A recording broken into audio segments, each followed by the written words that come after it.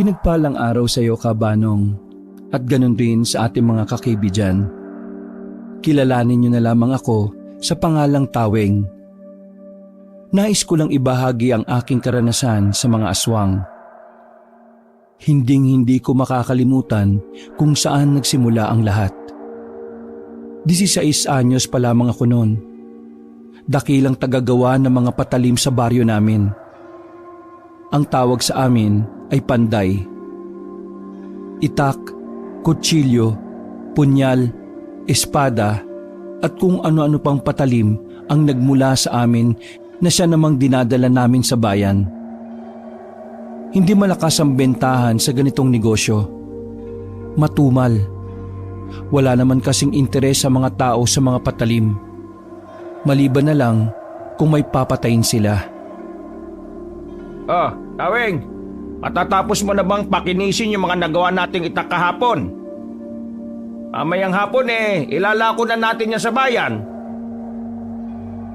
Kung mag-iba na lang kaya tayo ng hanap buhay, Tay. Napatigil si Tatay sa pagpupunas ng salamin nito. Oh, bakit? Napapagod ka na ba sa ganitong gawain? Hindi naman sa ganon, Tay. Ang liit lang kasi ng kita natin dito Kulang na kulang pa para sa araw-araw at sa panggamot ninyo. Tsaka, isa pa, sa susunod na pasukan mag-aaral na rin ako. Hindi naman natin pwedeng asahan ang paglalabadan ni Nanay. Malit lang din naman ang kitaan dun. Alam mo, Taweng, hindi natin pwedeng itigil ito. Nangako ko sa lolo ko at sa iba pa nating mga ninuno na ipagpapatuloy ko ito hanggang sa maitawid na sa bagong henerasyon. Kung nalilitan ka sa nakukuha natin dito, pwede ka namang maghanap ng ibang trabaho. Hindi naman kita pipigilan. Malaki ka na. Kaya mo nang magdesisyon sa buhay mo. Kaya mo nang mabuhay mag-isa. Tay, pinapalayas niyo na ba ako? Hindi naman. Ang gusto ko lang sabihin nasa tamang edad ka na para sa mga bagay na dapat ikaw na ang nagdidesisyon. Tandaan mo lang na dapat nasa tama ka palagi, anak, ha? Ito namang tatay ko na to, kung makapagsalita, akala mo naman parang nasa pelikula. Yung typical na matanda na lolo ng lahat. Ay nako, magtigil ka nga. Anong sinasabi mong lolo ng lahat? Bata pa ako, no? Paano? Mukha ka ng 60, Tay. Nagtawanan na lamang kaming mag-ama. Kahit medyo naghihikaho sa buhay, masaya at magiliw naman ang pamilya namin. Kahit nagipit madalas, hindi nila pinababayaan kaming dalawang magkapatid. Kinagabihan, inutusan ako ng tatay ko na pumunta sa bukirin. May bukirin kasi sa amin na kung tawagin ay bukid ng Diyos. Ibig sabihin, walang nagmamay-ari nun kundi Diyos lang. Lahat ng tanim na naroon ay maaring kumuha ang kahit na sino. Kumbaga sa Ingles, charity ang tawag doon. Kasama ko si Ramses noong mga sandaling yon. Ang kapatid kong ampayat-payat dahil sa kakamaryang palad niya. Mula kasi nung matuli ay inaraw-araw na niya nung gumaling yon. Kuya, sigurado ka ba dito? Wala tayong magagawa, no? Utos ni tatay. Kailangan natin kumuha ng ampalaya, kahit 2 o 3 ampalaya lang daw. Kainis naman, Itlog na may ampalaya na naman kasi yung ulam, Kaunti na lang magiging mapait na dugo ko, Dami mong reklamo. Lakan mo ginagawa sa buhay. Pinatahimik ko na siya nang matanaw na namin ang bukid ng Diyos. Kinakabahan din ako noon, Kabanong. Kahit kasi libre lang ang makukuha ng mga gulay at prutas doon, delikado pa rin dahil sa merong sawa na gumagala sa mismong bukid. Pinaniniwalaang doon na nakatira ang sawa. Biruan nga na matatanda, ang sawa na yon ang siyang tumukso kay Eva. Tinatawag din nilang si Satanas ang ahas na naroon. Uy, huwag kang maingay baka maramdaman tayo ni Satanas. Bakit kasi hindi na lang alisin ng Diyos yung ahas dito, Bukid niya naman to, di ba? Kapag inalis niya ang ahas, magiging mapangahas sa mga tao at baka maging sakim lahat. Ay naku, daming paliwanag. Tara na nga kuya, lumapit na tayo dun. Huwag kang ngang mauna, ako na. Ilang sandali lang, nasa tapat na rin kami ng bukid ng Diyos. Sakto naman na nasa tapat na rin namin ang mga tanim na ampalaya. Hindi na ako nagdalawang isip pa. Mabilis kong kinuha ang 3 ampalaya at inihagis kay Ramses. Nalaglag ang 2 ampalaya sa lupa pero agad din naman niyang dinampot. Hindi marunong sumalong putik. Buwang ka pala sabay-sabay mong inagis Bumalik na ako kay Ramses. Aalis na sana kami nang biglang naramdaman namin na nasa paligid na ang sawa. Kuya, sa likuran mo! Nanginginig pa ang tinig ni Ramses noon kaya humarap na rin ako. Nanlaki ang mga mata ko nang makita ang isang sawa. Nasa aktong lilingkisin na niya ako nang biglang kumidlat sa harapan ng sawa. Dali-daling gumapang ang sawa paalis. Sandali naman akong natulala. Muntikan na rin kasi akong tamaan ng kidlat. Kuya, ayos ka lang? Sayang naman. Sira ulo to. Anong sayang ang pinagsasabi mo? Muntikan na nga akong tamaan ng kidlat Sayang ka pa dyan. Napatingin kami sa lapag kung saan eksaktong tumama ang kidlat. Umuusok pa yon.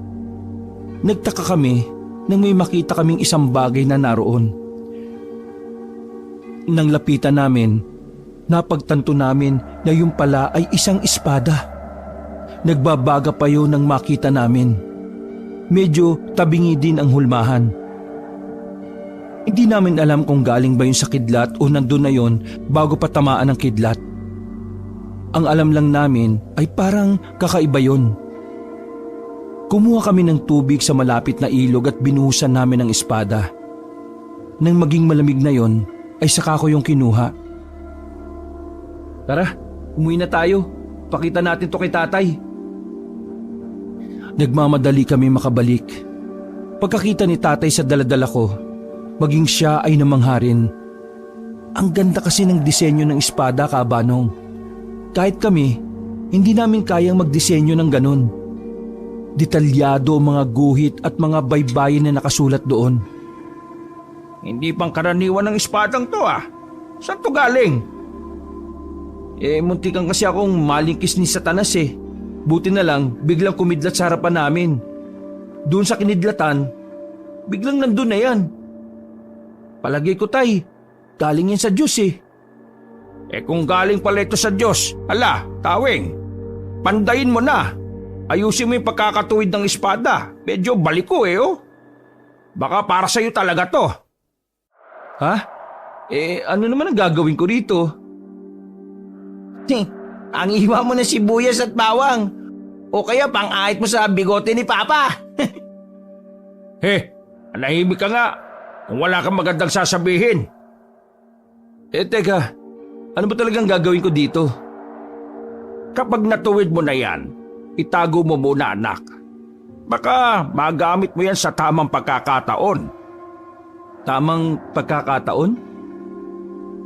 Anak, kaya alagaan mo yan. Kaloob yan sa iyo ng Panginoon. Maraming araw pa ang lumipas. Madalas kong titigan ng espada na nakuha ko. Iniisip ko palagi kung saan ko ba siya pwedeng gamitin. Hindi naman pwedeng pangtabas ng damo kasi meron naman kaming itak. Hindi rin naman pwedeng pangtaga ng tao. Wala naman akong kaaway. Hindi rin naman pwedeng pang-ahit sa bigote ni tatay kasi nag-aahit siya palagi at may labaha siya. Nakatingin lang ako sa dingding, Kabanong, kung saan nakasabit ang espada habang nakahiga ako sa papag. Kahit na anong gawin kong pag-iisip, wala akong maisip kung para saan ba yun. Kinagabihan, tahimik lang kaming nagluluto sa bakuran namin. Magkakasama kaming 3 ni tatay at ni Ramses. Habang si nanay naman ay naggagantsilyo. Gumagawa siya ng basahan na maaaring maibenta. Ramses, bakit pa ang payat mo kahit ang lakas-lakas mong kumain? Ikaw na nga umuubos ng totong sa kaldero eh. Tay, pinapanatili ko lang yung ganitong katawan para sa diet ko, no? He, sira ulo. Mukha ka na nga mamamatay eh. Itigil mo na kasi kakatitig mo sa picture ni Maui Taylor paggabi. Naintindihan ko na. Ayos lang yan, Ramses, anak. Kasama sa pagbibinatayan. Pero dapat hindi sobra ha. Nakakatuyo ng utak yan. At dapat si Rosana Roses. Tinapi ko si Papa. Uy, marinig ka ni nanay dyan. Dadampi na naman sa mukha mo yung kaldero, Tay. Sandali kaming natigilan sa pag-uusap nang makarinig ng mga sigawan sa labas. Mga taong natataranta. Kahit ilang metro ang pagitan ng bahay, dinig na dinig pa rin namin sila. Oh, ano na naman ba yung ingay na yon? Gabing-gabi na. Napatayo kaming tatlo at tumanaw mula sa bakod namin. Nang may mapadaang isang babae, tinawag yon ni tatay at kinausap. Ay Kiray, ano bang meron at bakit kayo maingay? Yung pang-apat na bahay mula rito, inaswang! Nako, kawawa si Christy. Balak kunin sa kanya yung anak niya na kaluluwal pa lang niya noong nakaraang buwan eh. Sandali, tatawag ako sa barangay. Nagmamadaling umalis ang Ali. Nadapa pa ito at sumubsob sa putikan. Pero wala yung pakialam at sige lang ulit sa pagtakbo. Ha? Aswang, Tay? May aswang dito sa atin? Kakasabi nga lang, itatanong mo pa. Anak, naiisip mo ba yung naiisip ko? Hindi po. Hindi ko naman iniisip si Rosana Roses eh. Buang, hindi yon. Dali, kunin mo yung espada. Ha? Ano pong gagawin ko dun? Dalian mo na. Diyos ko kaon, tanga-tanga. Kunin mo, tulungan mo si Christy, ligtas mo yung sanggol. Po? Bakit ako? Aray! Binatukan ako ni tatay at itinulak papasok ng bahay. Napilitan na lang akong kunin ng espada sa dingding. Ano ba problema niya at bakit kayo nagsisigawan? Nay, ikaw ho yung sumisigaw eh. Pagkakuha ko ng espada kaabanong ay nagmamadali kaming tumungo ni tatay sa bahay nila Ate Christy. Maraming taong nasa harapan pero mga wala namang ginagawa. Lahat sila ay natatakot na makialam. Tulong! Kunin yung anak ko! Nakaramdam ako ng awa kay Ate Christy. Mag-isa na lang kasi siya sa buhay niya. Iniwan kasi siya ng asawa niya nang malamang buntis siya. Tay, ako nang bahala. Kaya mong harapin yung aswang? Hindi ko alam, susubukan ko lang. Naglakad na ako papasok ng bakuran. Wala sa loob ng bahay ang aswang at si Ate Christy. Pumunta ako sa likuran at doon ko sila nakita. Nakasiksik si Ate Christy, hawak ang anak niya at ang supot ng bawang. Ate Christy, ayos ka lang ba? Anong yan? Tingin mo? Tingnan mo yung aswang na yan, oh. Paano ako magiging maayos? Napalingon ako sa kabilang banda. Nandoon ang isang lalaki na nanlilisik ang mga mata. Buti na lang may ilaw doon kaya nakita ko kung gaano kapangit yung aswang. Ikaw, umalis ka ngayon din. Kung makapag-utos ka, parang aso lang yung kinakausap mo, ah. Gamitin mo yung hawak mo. Tinutok ko sa aswang ang espada na hawak ko. Nakita ko ang pagkailang sa mukha ng aswang. Hoy, ikaw aswang, kung ayaw mong mamatay, di mabuhay ka. Oo. Kabado ko noong mga sandaling yon, kaya hindi ko na alam ang mga pinagsasabi ko. Para akong lampang bata na nanginginig pa ang mga kamay. Pagdating nila tatay, sinulsulan nila ako para lumakas ang loob ko. Sige anak, kaya mo yung impaktong yan, espadahin mo! Nang magsimula ng gumalaw ang aswang, hinigpitan ko na rin ang pagkakahawak ko sa espada. Napapalunok ako ng laway ko, Kabanong, dahil sa kaba. Humarang na ako kay Ate Christy. Sige, subukan mo lumapit. Mamamatay ka talaga. Yan! Yan ang anak ko! Tay, anak mo din naman ako ah. Nandito ako. Mga ilang sandali pa, bigla na lang umatake ang aswang. Mabilis na gumapang ang aswang palapit. Agad ko rin namang hinataw yun ng espada. Tinamaan siya sa braso. Maging ako nagulat din nang malaglag sa lapag ang kaliwa niyang kamay. Tumakbo ng mabilis ang aswang at naiwan ang braso nito.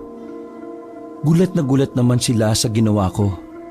Pero tuwang-tuwa naman si tatay at si Ramses. Para nga silang baliw na talon ng talon.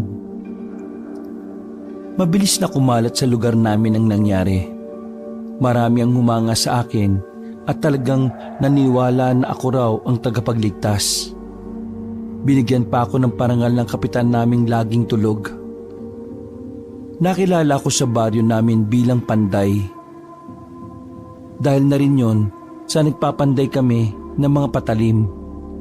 At naniniwala sila na dahil doon kaya ako ang napili ng itaas para maging bayani. Makalipas ang isang dekada, dahil sa paninindigan ko bilang panday, marami ang humihingi ng tulong sa akin. Minsan nga, problema lang nila sa kalan, ako pa ang tatawagin. Hindi ko nalang pinapansin. Ang misyon ko lang ay ilayo ang baryo sa kapahamakan na dulot ng mga masasamang elemento. Isang hapon, nasa pandayan kami ni tatay nang dumating si Ramses. Dismayado ang mukha niya at parang pinagsakluban na naman ng langit at lupa. Oh, bakit ganyan na naman ang mukha mo? Pansin ko, tuwing uuwi ka rito hindi maipintay ang pagmumukha mo. Hulaan ko, nag-away kayo ni Lubing, no? Ha? Mas naunang mag-asawa sa akin si Ramses. Nawalan na kasi ako ng interes sa babae mula nang unahin ko ang tungkulin ko. Ewan ko ba sa babaeng yun? Uy, ano ang pinagawayan nyo? Parang may kalog sa utak nun eh. Yung kaibigan niya kasing si Rose, buntis, naglili. Tapos siya, gusto rin niya maglihi. Sabi ko sa kanya, magbuntis siya sa akin para makapaglihi siya. Aba nagalit. Nagmamadali daw akong magkaanak. Siya itong siraulo Maglilihi hindi naman siya buntis, di ba? Pambihirang babae yan. Dinaig pa ang nanay niyo sa kapraningan si nanay niyo dati naglilihi lang sa mangga. Pero ang kaiba doon, dapat yung mangga ninakaw ko daw sa kapitbahay. Si Ramses ang pinagbubuntis niya malamang. Teka sandali lang. May sasabihin nga pala ako. Diba buntis yung kaibigan ni Luming, si Rose? Oh, ikaw ang ama nun. Buang, hindi. Si Rose, ilang gabi na palang inaaswang. Kinausap ako ng asawa niya.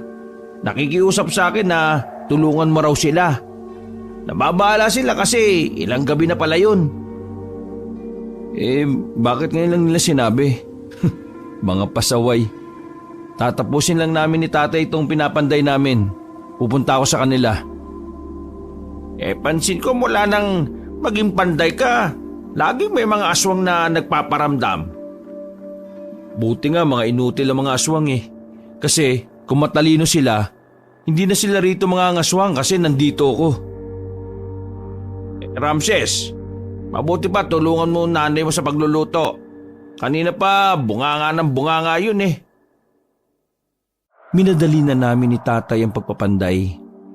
Gabi na rin kaming natapos. Nagpaalam na kami ni nanay na lalabas. Siyempre, kung ano-ano na naman ang sasabihin sa amin. Puro sermon. Pero sa huli, papayag din naman pala. O sige, mag-ingat kayo ha. Mga tanga pa naman kayo minsan. Hahalik pa sana si tatay sa kanya pero tumalikod na si nanay. Nagpunta na lang kami sa bahay ng buntis na si Rose. Kasama nito ang asawang si Ronald. Naabutan namin silang dalawa na naglalagay ng mga pangontra sa tapat ng pintuan nila. Magandang gabi sa inyong dalawa.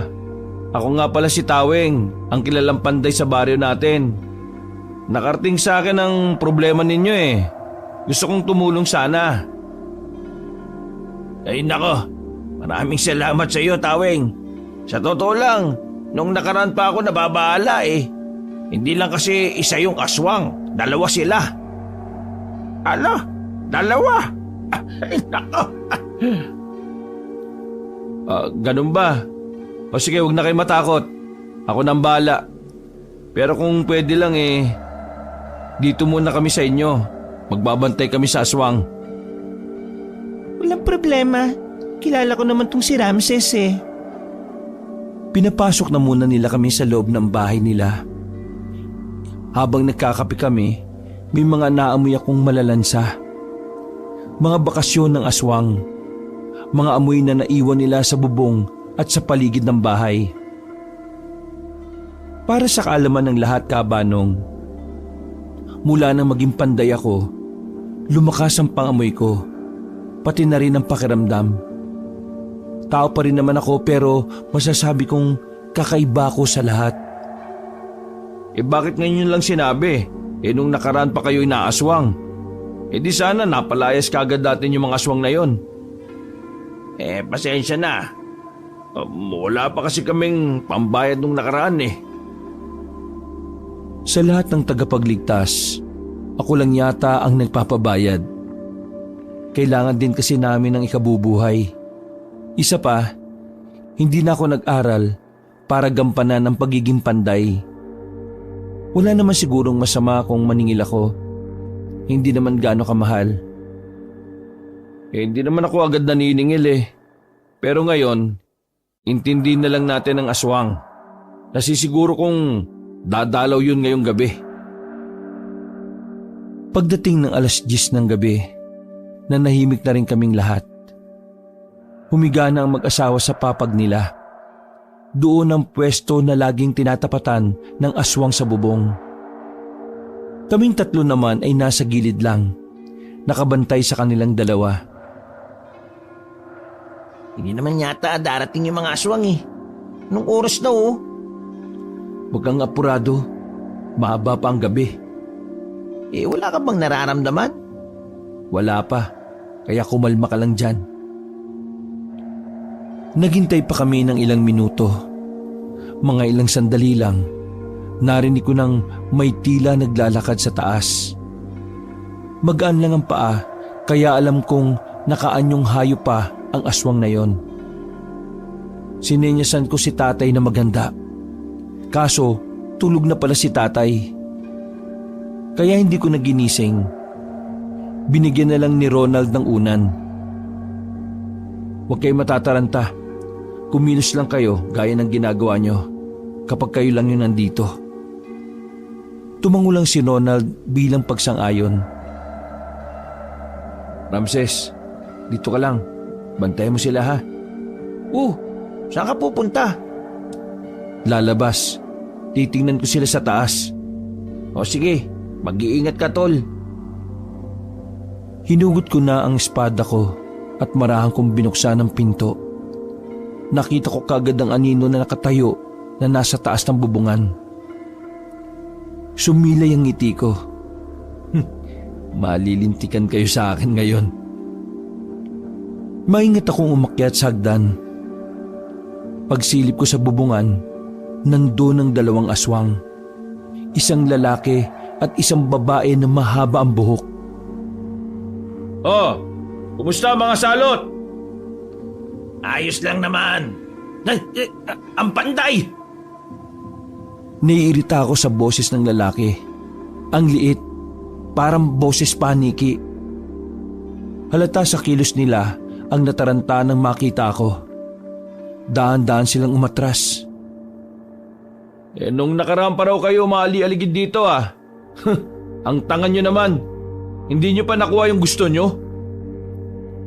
Hindi na sila nakapagsalita. Nang iwas-iwas ko ang espada, parang lalo silang kinabahan. Bigla na lang silang tumalon pababa. Tumakbo ko palapit, pero ang naapakan kong yero ay yung medyo bulok at malambot na. Sa halip na mahabol ko sila, lumusot ako at bumagsak sa loob ng bahay. Nagulat si Tatay No na sarap na sana ng tulog. Walang iya. Di nyo naman sinabi na bulok yung bubong nyo. Halika Ramses! Tay! Ikaw nang bahala sa kanila. Nagmamadali akong lumabas ng bahay. Nasundan ko pa rin ang mga aswang dahil sa talas ng pakiramdam ko. Tumingin kami sa bandang kakahuyan. Sinuyod ko ng tingin ang buong paligid. Nandito lang sila sa paligid. Maganda ka Ramses. Oh, bakit ako? Wala naman akong gagawin dito. Bakit ka sumama? Sabi mo, di ba? Praning ka talaga. Ayan na sila. Dumikit sa akin si Ramses. Maya-maya lang, bigla na lamang may lumitaw na babae sa gilid. Nahawakan niya si Ramses sa pantalon. Agad ko naman yung hinataw ng espada. Putol ang kamay ng babae. Pero hindi pa talaga siya natakot. Sinubukan niya naman akong dakmain. Ang kaso nga lang, magaling ako. Hinagupit ko ng espada ang kabila naman niyang kamay. Wala na ang dalawa niyang kamay pero nakatayo pa rin siya. Kulit mo eh. Mukha ka na tuloy isda. Magpaalam ka na sa darling mo. Hindi ako nagdalawang isip na tagain ng babae sa leeg. Tanggal ang ulo at gumulong pa yon sa harapan ng lalaking aswang. Umiyak sa galit ang lalaki habang hawak-hawak ang ulo ng darling niya. Babayaran niyo ang ginawa niyo sa labs ko. Pagbabayaran niyo ang ginawa niyo sa labi-dabs ko. Ano? Labi-dabs? Ang putik. Wala na. Wala na labi-dabs mo. Deads na. Tawag dyan, labi-deads. Nagalit ang lalaki at mabilis itong lumusob. Si Ramses ang pinuntirya niya. Laslas ang damit ni Ramses nang muntikin na siyang mahablot. Alam mo, mas maigi sigurong manahimik ka na lang. Ano na lang ang gagawin ko rito kung hindi ako mang-aasar? Oh, ayan na! Hinawi ko si Ramses. Sa lakas ng pagkakahawi ko ay nasadsad pa siya sa lupa. Hindi siya natamaan ng aswang. Medyo naiinis na ako noon kasi atake atras ang estilo ng aswang. Nagsagawa ako ng matinding konsentrasyon. Winasiwas ko ang espada ko sa hangin. Nang maramdaman kong aatake na siya, sinakto ko ang paghagupit ng espada ko. Tinamaan ng lalaki sa tagiliran. Walang kahirap-hirap na nahati siya sa dalawa. Pero hindi doon matatapos ang lahat. Nakakagalaw pa rin siya kasi nga aswang kahit nakalahati lang yun. Kaya ang ginawa ko kabanong, tinaga ko ang aswang sa leeg. Tanggal din ang ulo niya na gumulong pa sa ulo ng kanyang asawang babae. Muntik na magkis yung mga ulong pugot oh. Sayang! Huminga na lang ako ng malalim. Medyo kakaiba kasi ang mga aswang na yon kumpara sa mga naunang aswang na nakalabang ko. Mas mabibilis sila. Oh, tara na. Balikan na natin sila para sunugin na rin itong mga katawan ng aswang. Pagbalik namin sa bahay ni na Ronald, tulog pa rin pala si tatay. Hindi pa siya magigising kung hindi sisigaw si Ramses. Ano ba? Bakit kasi may sigaw? Buwang ka ba? Tay, tapos na misyon natin dito. Napatay na ni Kuya yung aswang. Tulog ka ng tulog dyan. Ha? Talaga? Bakit hindi niyo ako ginising? Diba kasi kasama mo na si Rosana Rose sa panaginip mo eh. Nakakaya namang mang-istorbo. Lumapit sa akin ang mag-asawang Ronald at Rose. Inabot nila sa akin ang bayad nila. Maraming salamat ah. Hindi namin alam ang gagawin kung wala ka, Tawing. Napakahusay mo talaga. Sana huwag ka munang mamatay. Kasama din ako dun kanina, no? Maraming salamat din sa iyo, Ramses. O paano? Mauna na kami. Susunugin pa namin yung bangkay ng 2 aswang eh. Yung bubong nyo, pasensya na ha. Ay, wag ka mag-alala. Binawas ko na sa bayad ko yung nasira mong bubong namin. Ha? O sige. Okay lang. Napapailing na lang ako ng mga sandaling yan, Kabanong. Samantala, kinuha ko ang lighter ni tatay. Binalikan namin ang mga bangkay ng aswang at saka namin sinunog. Tay, pahirap na kalaban ng mga aswang na nakakaharap ko. Palagay ko, mas marami pang mas delikadong aswang ang makakalaban ko sa susunod na mga buwan eh. Ganyan talaga kapag panday. Habang dumadami ang panalo, mas magiging mahirap ang mga susunod na laban. Kaya muna tayo. Nagugutom na ako eh. Oh, di ka ba uuwi sa inyo? Di binato na naman ako ng kawali kapag umuwi ako. Bukas pa lalamig ang ulo ni Luming. Kaya bukas pa rin ako uuwi. Siguraduhin mo lang kasi baka mamaya sumugod na naman sa bahay ang babae na yan. Nakto, baka magpang-abot ang nanay mo at saka yung si Luming. Pareho pa namang praning ang mga yun. Bago kami umuwi, Kabanong, sa amin, ay dumaan muna kami sa parisan nila Aling Annabel. Masarap ang lutong pares ni Aling Annabel. Bukod kasi sa matabang na, kakaunti lang ang laman. Sa sobrang sarap, hindi ka na uulit. Langya, walang timpla. Ayaw ko na rito sa susunod Hoy, pera gaba. 5 araw makalipas ang pagpatay ko sa 2 mag-asawang aswang. Isa na naman panibagong tip ang nakarating sa akin. Ayon kay tatay, may natuklasan daw ang mga magsasaka na isang pamilya ng aswang sa labas ng baryo namin. Ang sabi-sabi pa ng mga magsasaka, mukhang may kaya sa buhay ang mga aswang. Maayos daw kasi ang bahay ng mga aswang at ang mga nakatira daw doon ay mukhang mayayaman. Dahil sa nakalap naming impormasyon, inihanda ko na naman ang sarili ko. Yun kasi ang unang pagkakataon na may makakalaban akong mas marami pa sa 2. Oh, Taweng, mukhang diyan ka na mamamatay sa pamilyang aswang na yan. Tutuloy ka pa ba dyan? Nasa hapagkainan kami noong umagang yon, Kabanong. Hindi maiwasang pag-usapan ng bagay na yon dahil halos lahat ng taga sa amin ay alam na yon. Nay, delikado man o hindi, kailangan kong gampanan ng pagiging panday. Pakiramdam ko kasi Diyos talaga ang pumili sa akin eh. Nangihina ang katawan ko kapag wala akong pinapatay na aswang. At isa pa, ako lang naman ang inaasahan ng mga taga rito eh. Oo nga naman. Wala naman tayong aasahan sa barangay. Si Kapitan matanda na. Puro sa opisina na lang yon. Tapos yung mga tanod naman, puro lasinggero. Mo na si Kuya, Nay. Kaya niya na yan. Hindi naman yan magiging panday kung hindi niya kayang lagpasan eh. Ay nako, hindi naman ako nag-aalala sa kuya mo eh. Inaalala ko lang, kapag yan namatay, gagastos pa tayo.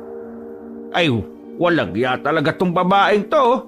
Akala ko naman nag-aalala ka sa anak mo. Gastos pala iniisip mo. Huminga ng malalim si nanay. Napailing na lang siya. Siyempre, biro lang. Nag-aalala din naman ako. Pero wala naman akong magagawa. O sige, mag-ingat na lang kayo palagi, ha? Hindi natin alam kung kailan darating ang oras natin. Pagkatapos ng kainan namin, ay nagpasama na muna ako kay Ramses. Pupunta kami sa ilog para dasalan ng espada ko. Ginagawa ko yung kada buwan. Ang paniniwala ko kasi, mas lumalakas ang espada kapag inilalapit ko siya sa kalikasan. Mahangin pero mainit ang klima nang dumating kami sa ilog. Walang katao-tao. Kaming 2 lang ni Ramses. Kaya naman, pumwesto na ako sa bato na nasa gitna ng tubig. Nilad ko ang espada ko at parang inaalay ko sa kalangitan. Sinimulan ko ang pagdarasal. Pagkatapos ko magdasal, nakaramdam ako ng kakaibang presensya. Mabilis akong tumayo at tumingin sa paligid. Uy, may problema ba? Lalapit pa ako dyan? Diyan ka lang, hintay mo ko.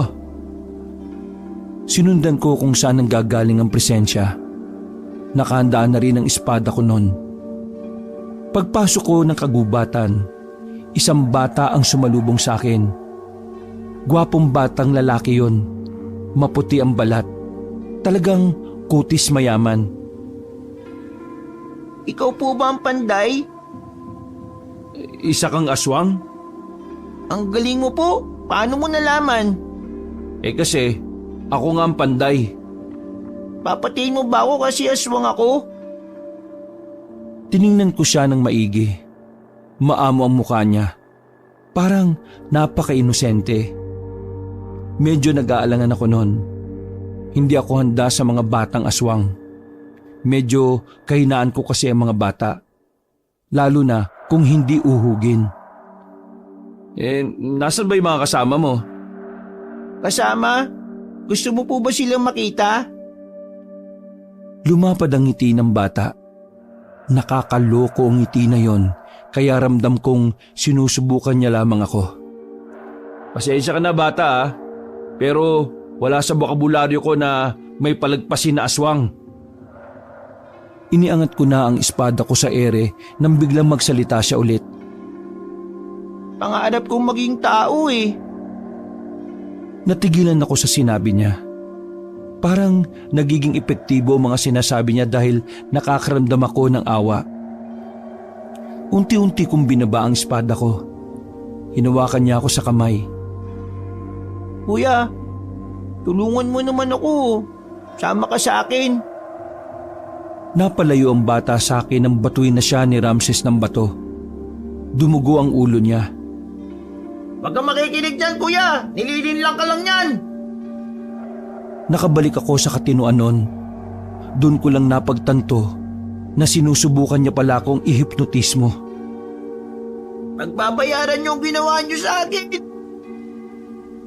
Tumakbo na mabilis ang bata. Agad din naman lumapit sa akin si Ramses. Uy, ano ka ba, kuya? Tulig ka ba? Mapapahama ka sa ginagawa mo eh. Buti na lang sumunod ako. Kung hindi, baka patay ka na. Munti ka na akong mapasa ilalim ng hipnotismo . Salamat at dumating ka. Palala na ng palala mga aswang na naglilitawan ngayon. Saan galing yung mga tukmol na yan? Di ko alam. Pero bumalik na lang muna tayo. Paabisuhan natin kay kapitan ng mga tao na wag na munang lalabas ng gabi. Umalis na rin kami doon. Dumiretso kami ng barangay. Nakausap namin si kapitan na kagigising lang. Agad din naman niyang inutusan ng mga tanod para ipaalam sa mga residente ang sinabi namin. Umuwi na kami sa bahay. Naabutan namin si tatay na nilalagnat. Hindi naman gaanong mataas pero mainit talaga ang katawan niya. Kanina, may manong na nagtanong sa kanya. Tinapik siya sa balikat. Pagpasok niya rito agad naman siyang nilagnat. Palagay ko aswang ang nakausap ng tatay niyo kanina. Ay nako, ito na nga ba sinasabi ko . May sinabi ka ba? Ang ibig ko sabihin ay, nung nakaraan ko pa iniisip na baka pati kayong pamilya ko damay. Anong gagawin natin yan? Baka sa susunod na araw si nanay naman ang lalagnatin. Huwag mong intindihin si nanay. Kalabaw yan. Si tatay ngayon ang intindihin natin, Ramses. Sige, kumuha ka ng mga halamang daon kina Aling Felicia. Sabihin mo may sakit si tatay. Sige. Nay, wala ba kayong malilipatan ni tatay na bahay? Kahit sa mga kamag-anak nyo lang muna. Baka mapahamak kayo kapag kasama ko kayo rito . Wala naman kaming ibang matitiran ng tatay mo. Alam mo naman ang mga kamag-anak namin, mga mata pobre. Delikado kasi kayo rito . Ayos lang kami rito ng tatay mo. May naisip naman na akong paraan . Paraan? Ano? Marami akong biniling pangontra. Isasabit ko sa leg ng tatay mo at sa akin. Ay pambihira ka na yo. Kaya pala wala ka ng pera eh. Ang pera, kikitain yan. Ang buhay, hindi nababalik. Kanina ko pa dapat ito isinuot sa kanya eh. Kaso, ang arte ng tatay mo. Ayaw ng maraming nakasipit. Eh mabuti naman at ginagamit niyo yung utak niyo, Nay. Tama yan. Para kahit iwan ko kayo rito, wala nang aswang na makakalapit sa inyo. Pero, epektibo ba yan? Sabi nung Ale. Ay Diyos ko, di pala kayo sigurado? Nakabalik si Ramses at daladala na ang mga halamang gamot. Wala akong sinayang na oras. Ginawa ko ang sinabi ng dating albularyo na matanda na nakausap ko. Pinakulo ko ang dahon at nilagyan ng kaunting suka. Pagkatapos, pinahiran ko si tatay ng bimpo. Mabaho ang singaw ng katawan ni tatay. Amoy gin bilog. Pero unti-unti rin namang naging maayos ang kalagayan niya. Gabi na nang magising si tatay. Nawala na ang pumumula ng kanyang katawan. Nangyari? Binato ka na naman ni nanay ng kawali kaya hinimatay ka. Binatukan ni nanay si Ramses ng malakas. Sira, ulo. Baka ikaw himatayin sa lakas ng bato ko sa'yo. Tay, yung isang aswang na nakausap mo kanina, nilagyan ka ng sakit kaya ka nilagnat. Naalala ko na. Kanina kasi hinahanap ka niya eh. Ang sabi niya sa akin magpapatulong daw siya sa iyo. Hindi ko alam na aswang na pala yun. Pasensya na tay kung wala ako dyan kanina. Alam niyo naman, kada buwan dinadasalan ko itong espada. Tsaka may nakita rin kaming batang aswang sa gilid ng ilog. Si Tawing, tatanga-tanga. Muntik nang malin lang ng bata. Buti na lang dumating ako. Binato ko yung bata. Mahilo-hilo si tanga. Ayun, dugo yung ulo niya. Di, nagkasilbi ka rin pala. Kaya nga tay, mas mainam siguro kung aalis kayo pansamantala dito. Saan naman kami titira? Pakala na kayo. Matatanda na kayo eh. Hay, kung wala kang masabing matino, tumahimik ka na lang, Ramses. Tumakbo palabas si Ramses at tinabol naman siya ni nanay. Meron akong alam na pwedeng tuluyan. Sino naman? Yung tsuhin mo, kapatid ng nanay mo. Kaso, magkaaway naman silang dalawa. Nagsaksakan sila dati nung wala pa kayo. Ay Diyos ko naman, wag na. Kapag binanggit mo pa lang yung pangalan ni Tiyo nagagalit na si nanay Ayos na siguro kami rito. May mga pangontra naman na kami. Tinapi ko na lang si tatay sa balikat. Sige tay, akong bahala. Uubusin ko yung mga aswang na yan gamit ang espadang bigay ng Diyos. Nang maging maayos na rin si tatay, ay sinimulan na rin naming pagtibayin ang bahay namin kinabukasan. Dinoble namin ang mga dingding para hindi ganun kadaling mawasak ng mga aswang. Dakong hapon na rin kami natapos. Parang naging bahay ng sundalo ang bahay namin. Yung pintuan din namin ay 5 ang kandado. Maging ang mga bintana ay may mga kandado na rin. Nang sumapit na ang gabi, may pumunta sa bahay na residente. Naghahapunan na kami noong mga sandaling yon. Panday, Tawing, tulungan mo kami. Oh, bakit? Anong problema? May maaligid na aswang sa bahay namin, bilis. Sumunod ka sa akin. Tumayo ako't dinampot ko ang espada sa dingding. Sumunod din naman kaagad sa akin si Ramses. Sinundan lang namin ang babae. Malapit na kaming lumabas sa baryo, kaya huminto ako. Teka sandali, nasaan ba talaga yung bahay nyo? Huminto ang babae at dahan-dahang lumingon. Wala pa rito. Sundan niyo lang ako. Tumigil ka! Akala mo hindi ko alam na aswang ka? Pinahanga mo ako. Totoo nga ang sabi nila. Malakas ang pakiramdam mo. Sige nga, kung talagang malakas ang pakiramdam mo, ilang kami nandito ngayon? bigla ko nalang naramdaman na parang ang daming aswang ang nakatago sa mga puno. Kuya, akala ko ba isang pamilya lang? Bakit parang ang dami naman nila? Abay, malay mo, malaking pamilya sila. Naku po, nalinti ka na. Muli kong pinagtuunan ng babae. Una pa lang, alam ko nang hindi talaga siya tao. Sinubukan ko lang siyang pasakayin. Buti na lang, medyo hindi magaling umarte ang babaeng aswang na yon. Wala naman akong pakialam kung ilang kayo rito ngayon eh. Mas marami, mas maganda, mas masaya. Hindi na nagsalita pa ang babae. Mga ilang sandali lang ay umatake na rin sila.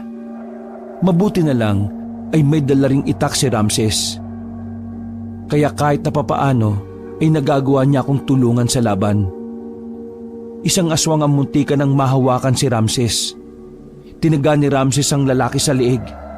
Pero dahil medyo puro lang itak niya, hindi niya napatay. Sirit lang ang dugo.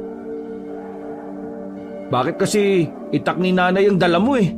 Alam mo naman na pinurol ni tatay yan. Ano naman? Nakasugat pa rin naman ako, di ba? O sige na, maganda ka. Hindi papatalo yung mga yan. Kuya, itabi mo, ako na. Huwag kang ang bida-bida dyan. Marami yan, no? Magtiwala ka lang. Uy, gagi! Munti ko na naman siyang mahablot ng isang aswang nang dahil sa kayabangan niya. Tinulak ko na muna siya sa gilid. Ikaw ang tumabi. Ako na. Umentra ka na lang kapag alanganin na ako. Winasiwas ko na sa hangin ng espada ko. Naglabasan ng iba pang aswang na nagtatago. Sa palagay ko, kabanong, nasa 8 sila kasama na roon ng babae. Kuya, palo yan ha. Huwag kang tatanga-tanga, pakiusap lang. Hoy Ramses, ako ang panday sa baryong ito. At ako ang pinili ng Diyos. Isa-isa ko silang pinagtatataga. Bawat tamaan ng espada ko ay nangingisay.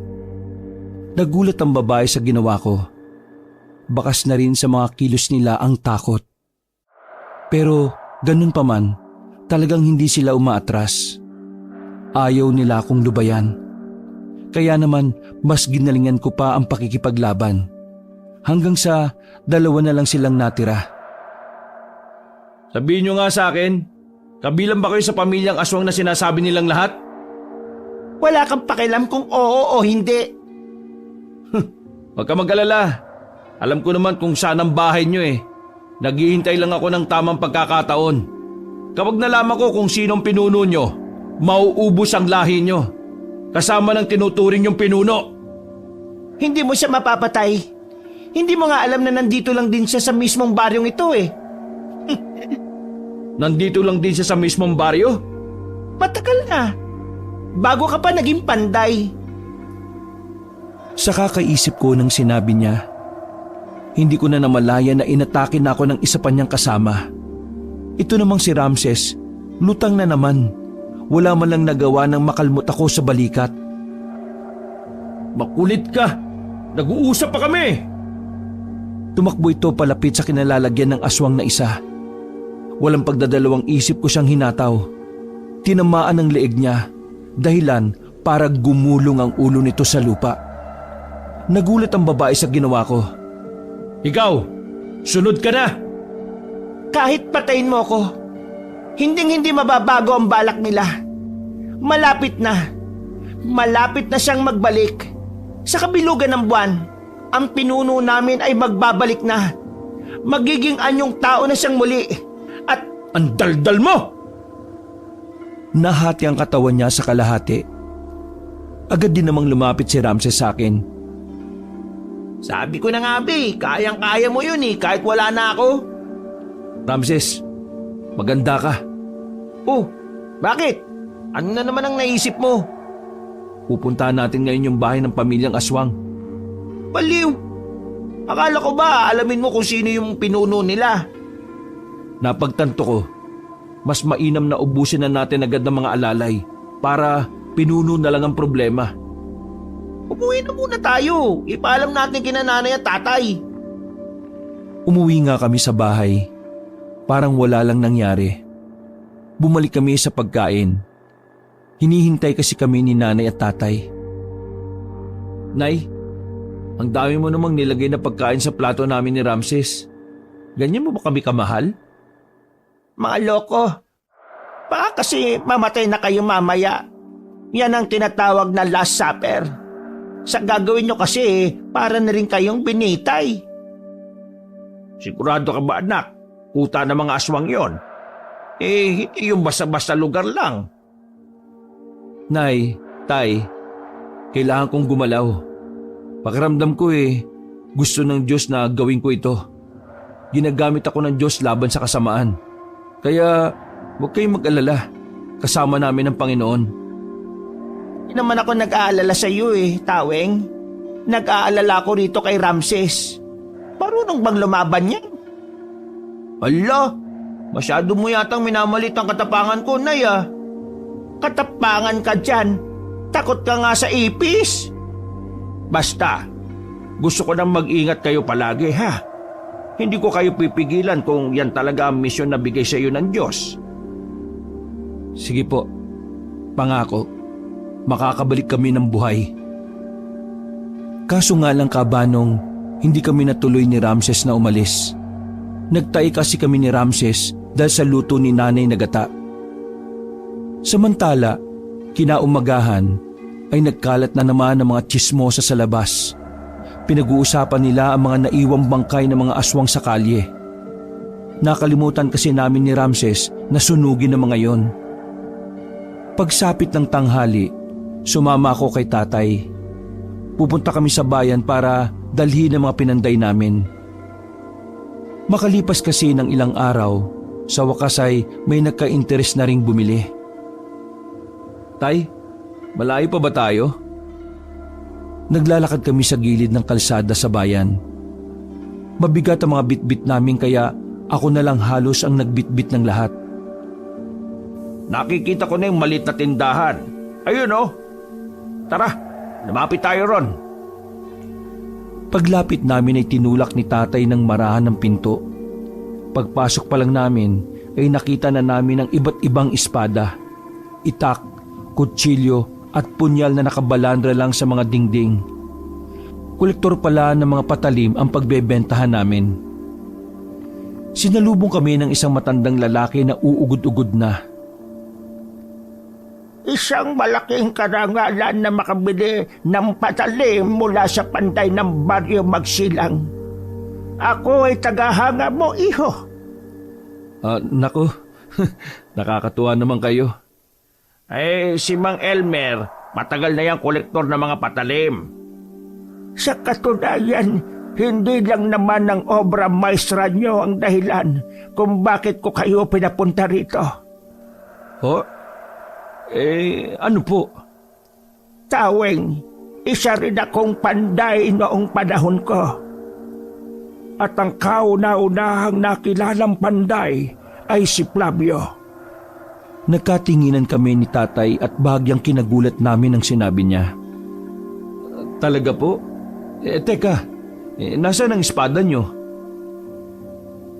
Ngumiti ang matanda sa amin. Nasa iyo na. Ito? Itong nasa likod ko? Kada henerasyon ay pinapasa-pasa lang yan. Kapag natapos na ng isang panday ang misyon na inilaan sa kanya ng Diyos, mawawala ang espada. Ipapasa ito sa susunod na henerasyon para sa panibagong misyon. Ang ibig sabihin mawawala din ito sa akin? Hindi ko ito pagmamayari? Umiling si Mang Elmer. Babalik sa normal ang buhay mo kapag natapos na ang lahat. Ang may iwan lang sa puso't isipan mo ay ang mga alaala at ang kabutihan na ipinagkaloob sa iyo ng Diyos. Ganun po ba? Sayang naman. Akala ko akin na itong magandang espada na ito. Huwag kang manghinayang. Ang iligtas sa mga tao ay isa ng magandang parangal mula sa itaas. Ay, siya nga pala. Sumama kayo sa akin. Nauna nang naglakad na matanda. May tungkod na ito at bahagya na ring nakayuko. Pumasok kami sa isang lumang silid. May lamesa sa gitna na napapalibutan ng maraming libro. Ilapag mo riyan ang espada mo. Bakit po? Ano pong gagawin nyo? Malakas ang pinuno ng mga aswang na makakalaban mo. Ako bilang dating panday. Ako ang magbibigay ng huling dasal para lumakas pa ang espadang ito.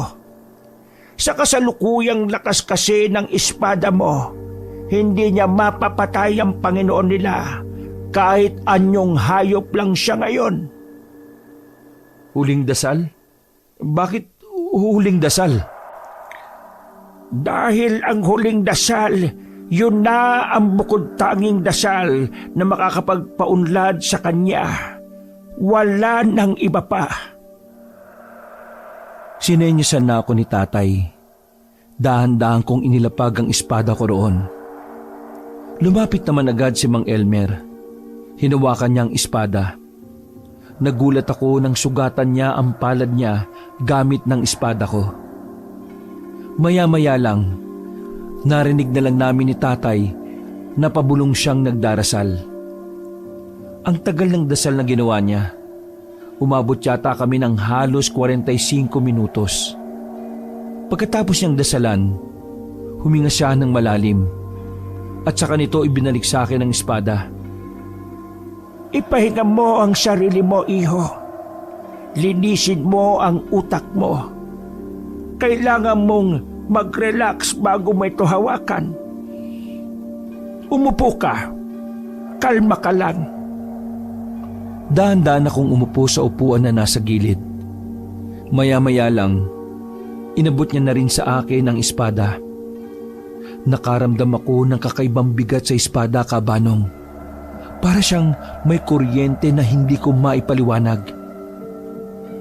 Ang nararamdaman mo ay ang tunay na kapangyarihan ng espadang ito.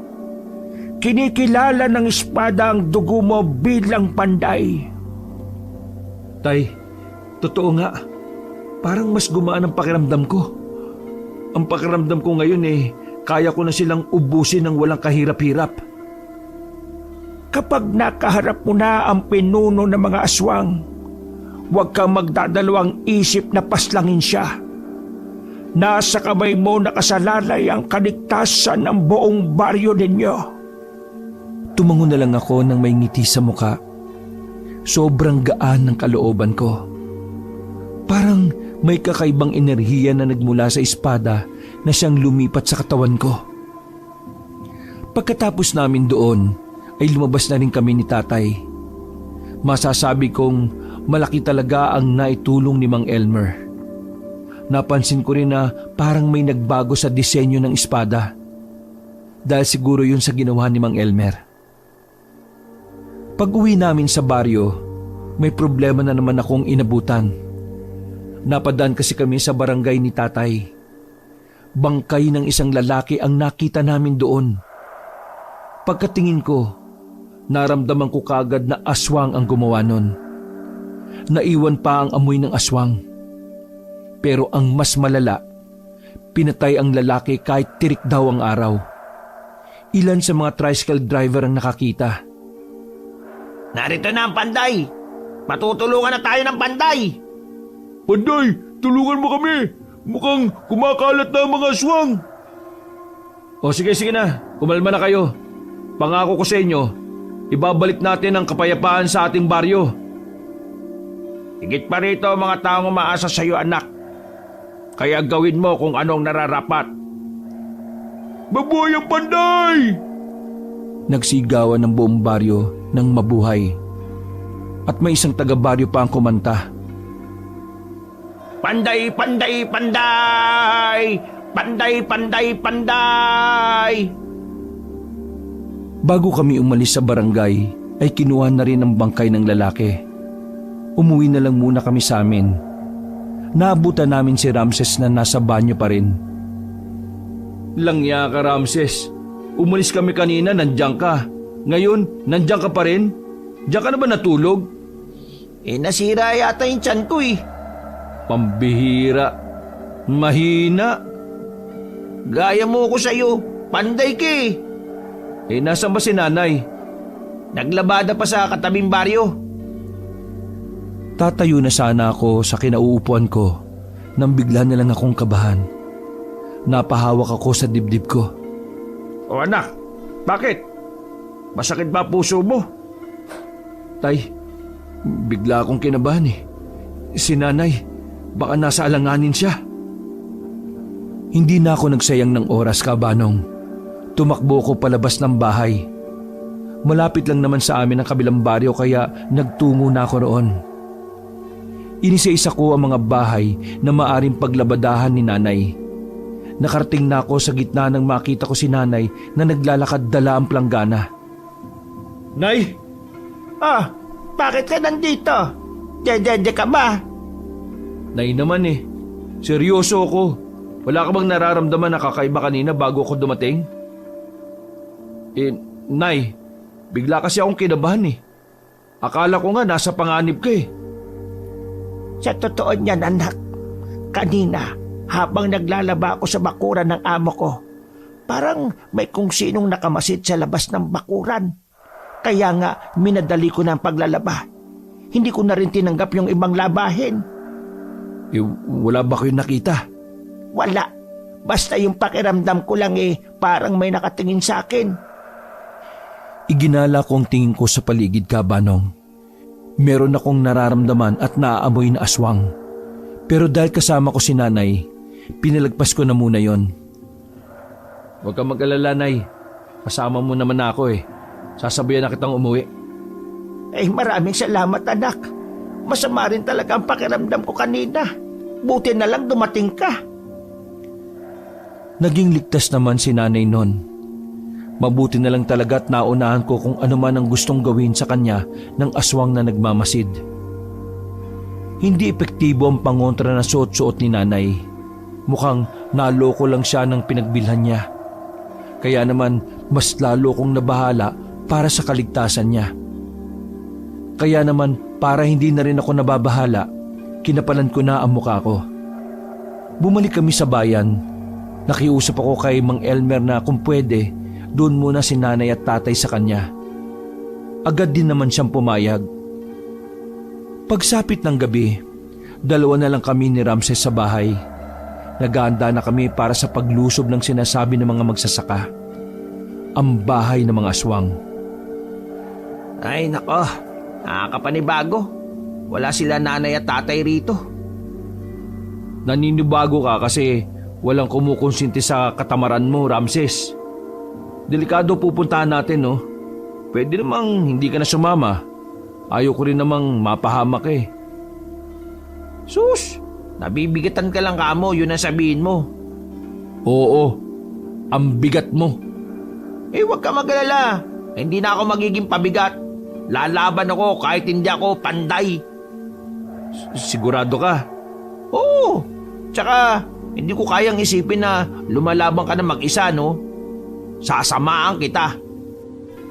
Sus, nagdrama ka pa. Hindi, seryoso ako, no? Tsaka gusto ko rin patunayan kina nanay at tatay na kaya ko rin naman magligtas ng buhay. Gusto ko na ipagkatiwala rin nila sa akin ang pamilya natin. Ano ka ba naman? Huwag mo nang isipin na walang silbi ang tingin nila sa'yo. Matabi lang ang dila ni nanay pero tulad ko, mahal ka rin nun. Sus, tara na nga. Baka pa makaiyakan tayo dito. Sigurado ka ba na hindi ka na nagtatae? Hindi, pero bahala na. Kinuha na ni Ramses ang itak niya. Sa pagkakataong yon, Kabanong, ay itak na ni tatay ang dala niya. Sobrang talas kumpara sa itak ni nanay. Isinukbit ko na rin ang espada sa likuran ko. Nagsiksik na rin kami ng kanya-kanya naming punyal. Alternatibo lang sakaling malagay kami sa alanganing sitwasyon. Ano? Handa ka na ba? Handa na ako, kuya. Kabilugan ng buwan ay umalis kami ng bahay. Alam ko na sa ganoong panahon mas malakas ang mga aswang. Hindi ko alam kung ano ang meron sa buwan, pero ang sabi na matatanda, Iba ang aswang kapag bilog na bilog ang buwan. Saan tayo dadaan, kuya? Papasok tayo ng... teka, sandali. Oh, bakit? May sumusunod sa atin. May aswang na kagad? Hindi. Pakiramdam ko, tao lang din yon. Teka lang. Binunot ko ang espada ko sa likuran ko. Maraan akong lumapit sa gilid ng puno. Tatagayin ko na sana ang naroon nang biglang lumabas ang isang lalaki. Teka! Uy, teka lang! Uy! Ronald! Oo, ako ito si Ronald. Teka, anong ginagawa mo? Bakit mo kami sinusundan? Tsaka, ano yung mga dala mo? Kasi narinig ko yung usapan nyo kanina. Kaya naisip kong sumama. Kaso iniisip ko, baka hindi nyo ko payagan kaya palihim na lang akong sumusunod. Gusto mong sumama sa amin sa pagpuksa sa mga aswang? Seryoso ka ba? Ronald, pawang mga professional lamang ang gumagawa nito. Hindi ka pwedeng... Sapat naman ang dahilan na gusto ko maprotekta na mag-ina ko, hindi ba? Nagkatinginan kaming saglit ni Ramses. Inaswang ulit siya kagabi. Kaya dinalo ko na muna si Rose kay Luming. Mas ligtas siya ron. Kasi marami siyang kasama dun eh. Tawing, Panday, gusto kong sumama. Gusto kong tumulong. Gusto kong protektahan ang magiging pamilya ko. Alam ko, wala akong alam sa mga aswang. Pero marunong akong lumaban. Ang pagmamahal. Tama, ang pagmamahal ang nagbibigay lakas sa akin para lumaban. Para sa bayan, oo na. Dami mong drama. Pero, alam ba ito ng asawa mo? Oo, alam niya. At talagang pinayagan ka niya? Oo, alam niya kasing para sa kanila naman ang gagawin ko eh. At saka, iba si Rose. Hindi siya gaya ni Luming na walang tiwala sa'yo. O ba't lokong to ah? Kung ayos naman pala ang lahat di tara na. Walang sisiyan kapag namatay ka. Bago kami naglakad ay nagpahabol pa si Ronald. Pre, sabi nga pala ni Luming, sabihin ko raw sa'yo na hiwalay na kayo. Ano? Hiwalay na kami? Talaga? Wala akong pakialam. Matagal ko na rin gusto makipaghiwalay Hindi naman masakit Sus, manahimik na nga kayo. Papasok na tayo sa gubat. Nanahimik na rin ang dalawa. Pero si Ramses, naririnig ko pa rin umiiyak pero hinihinaan lang niya. Makalipas lang ang halos kalahating minuto. May natanaw na rin kaming bahay. Hindi lang isa, kundi 5 bahay ang magkakadikit. Yari lang sa kahoy pero may ikalawang palapag pa. Pero isa sa mga bahay na yon ang pinakamaganda. Yun lang kasi ang may maraming ilaw at pintura. Ito na ba yung kuya? Oo, eto na yun. Nararamdaman ko. Teka, huwag ka kang umiyak. Naiirita ako Akala ko ba hindi masakit? Kaya palang dami nila. 5 bahay pala yan. Parang sa maikling panahon lang nakapagparami sila. Hindi tayo pwedeng magtanga-tangahan dito. Isang maling kilos lang natin, patay tayo kaagad dito. Anong gagawin natin? Tumigil na rin sa pag-iyak si Ramses. Nakatuon na ang atensyon niya sa misyon namin. Walang mag-iwalay. Lalapit tayo. Unti-untiin natin sila. Pero dapat, hindi tayo gagawa ng ingay para hindi sila mabulabog. Ayos. Ihahanda ko na itong pana ko Bakit? Asintado ka ba? Oo, asintado ko. Kaya nga napana ko puso ni Rose ikaw ba? Tinakpan agad ni Ronald ang bibig ni Ramses nang muntikan na naman itong maiyak. Hoy, kayong dalawa, kung ganyan lang din naman kayo, iwan nyo na lang ako mag-isa dito. Mas malalagay tayo sa alanganin sa ginagawa nyo Kaya ko naman sana na mag-isang lumusob pero inaalala ko kayo. Baka mamaya mauna pa kayo mamatay sa akin Nanahimik na sila. Pinagpatuloy namin ang paglalakad. nagawa namin makalapit sa likod ng isang bahay nang walang nakakaramdam.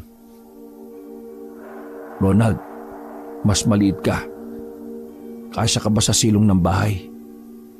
Tingnan mo lang kung maraming aswang sa harapan. Binitiwan saglit ni Ronald ang mga dala niya. Oo, kasya ako dyan. Walang pag-alinlangan si Ronald. Buong buo ang loob niya. Mabilis siyang nakasuot sa silong. Makaraan lang ng 2 minuto ay nakabalik na kaagad siya. Marami sila. May nagiinuman pa. Ikaw ang pinag-uusapan nila eh. Sabi nung isa, papatayin daw ng pinuno nila ang panday. Walang ya. Doon tayo sa kabila. Gumapang kami papunta sa kabilang bahay. Mabuti na lang ay medyo madilim sa parting yon. Sa pangalawang bahay, medyo tahimik na doon. Sinilip ulit ni Ronald doon at napag-alaman niyang wala ngang aswang sa tapat nun. Sakto naman na sa likod ng bahay, merong bintana na kasya ang tao. Tara dito, pumasok tayo dito. Isa-isa kaming umakyat. Pagpasok namin sa loob ay nakasindi ang gasera na inabutan namin. Pero walang laman ang bahay na yon, kaya doon muna kami tumambay. Anong gagawin natin dito? Matutulog? Kailangan natin makarating sa kabilang bahay. Doon sa pinakamagandang bahay. Nararamdaman ko na nandun ang pinuno nila. Napatahimik kaming sandali nang may marinig kaming nagsalita sa labas. Ilang oras na lang eh. Magaan yung tao na ang Panginoon natin. Kaya nga sabik na ako. Patay talaga yung panday na yan. Kuya, saktong 10:00 yata magiging anyong tao yung sinasabi nila. Kailangan na natin magmadali. Tandaan nyo, kapag nahuli tayo sa akto, palag-palag na ha. Magdikit-dikit lang tayo. Walang hihiwalay. Ang humiwalay, patay. Tumangon lang silang 2. Nag-ingat kaming lumabas sa bahay na yon. Kaunting lakad na lang ay makakarating na kami sa bahay kung saan naroon ang pinuno nila. Ang kaso nga lang, nagkataon na bumalik yung 2 aswang na napadaan. Nakita nila kami. Kaya naman agad ko na silang hinataw ng espada ko. Pugot agad ang ulo nila at sirit ang dugo ng isa. Tatakbo pa sana ang isa pero tinaga naman ni Ramses. Nadapa yun kaya pinana naman ang palaso ni Ronald. Dali niyo sa gilid yung bangkay. Hihilahin na sana nila ang mga bangkay. Ang kaso nga lang, marami na palang nakakita sa ginawa namin. Nandito ang panday! Nandito ang panday! Naalarma ang mga aswang. Bago pa nila kami napalibutan, tumakbo na kami papunta sa kabilang bahay. Pagpasok namin, may mga aswang din pala doon. Dito na nagsimula ang bakbakan. Walang kahirap-hirap kung pinagtatataga ang mga aswang. Gumugulong ang mga ulo nila sa sahig. Si Ronald at Ramses, walang ginawa kundi ang umilag na lang. Wala pang 5 minuto, naubos namin ang mga aswang sa unang palapag. Kaya naman umakyat kami kagad sa ikalawang palapag. Wala kaming inabutan doon. Bababa na sana kami nang bigla namang may nagpasukang aswang sa mga bintana. Sa pagkakataong yung kabanong, maging sina Ramses at Ronald ay napalaban na rin. Mabuti na lang ay nasa katinoan ng utak nila kaya sila nakakadali ng aswang. Para namang hindi sila nauubos. Mauubos din yan, tiyaga lang. Ako na ang unang lumapit sa mga aswang. Para akong sumasayaw lang habang winawasiwas ang espada sa hangin. Kada tamaan, patay talaga. Ganun kalakas ang espada ng panday. Pagbalik ko sa 2, may mga pumasok na namang aswang sa bintana. Nakatigil lang sila. Hindi ko maintindihan kung bakit sila tingin ng tingin sa likuran namin. Samantalang wala namang bintana doon. Kakaatras namin, may nasagi kaming bagay na nakatakip ng tela. Akala namin ay lamesa. Hugis pa kahon kasi yon. Pero nang tanggalin ko ang tela, doon na namin napagtanto na isa pala yung kahon na yari sa salamin. Nasa loob noon ng isang sawa. Yun ang sawa na muntikan ng pumaslang sa akin nung 16 anyos pa lamang ako. Kuya, ito yung sawa dati, di ba? Ito si Satanas. Ngayon naiintindihan ko na. Ang sawa na ito ang kanilang Panginoon. Malas nyo. Nandito na ako bago pa siya makapagpalit ng anyo. Galit na galit ang mga aswang. Wala silang magawa kundi ang huminto. Sige, subukan niyo lumapit. Patay tong si Satanas. Nang may magtangkang lumapit na isa, ay tinaga kaagad ni Ramses. Iika-ika na yon nang bumalik sa mga kasama niya. Lumayo kayo ng kaunti. Paglayo nila, ay binasag ko ang salamin na kahon. Manunuklaw pa sana ang ahas pero buti na lang ay nadakma kaagad yun ni Ronald. Huwag ka mag-alala, Panday.